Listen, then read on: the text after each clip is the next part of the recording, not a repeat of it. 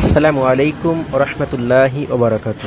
রমজানের রহমতের দশকে আল্লাহ তাআলার অনুগ্রহ পেতে রোজাদার ব্যক্তির জন্য করণীয় হলো দিনের বেলায় একনিষ্ঠভাবে আল্লাহ তাআলার এই সিয়াম সাধনা পালন করা, জামাতে নামাজ আদায় করা, রাতের তারাবি এবং তাহাজ্জুদ নামাজ পড়া, পবিত্র কালামুল্লাহ শরীফ বেশি বেশি করে তেলাওয়াত করা এবং অর্থ বুঝে তেলাওয়াত করা, দান সদকা করা, ফিতরা ও জাকাত আদায় করা এবং মহান আল্লাহ তাআলার জিকির করা, যা তাকওয়া অর্জনে সচেষ্ট হওয়া এবং বেশি বেশি করে ইস্তিগফার পাঠ করা।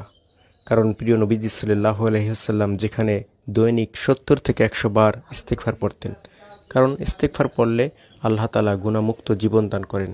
এজন্য আসুন এই রমজানের প্রথম রহমতের দিবসগুলোতে আমরা আল্লাহ তাআলার প্রিয় বান্দা হিসাবে বনে যাই।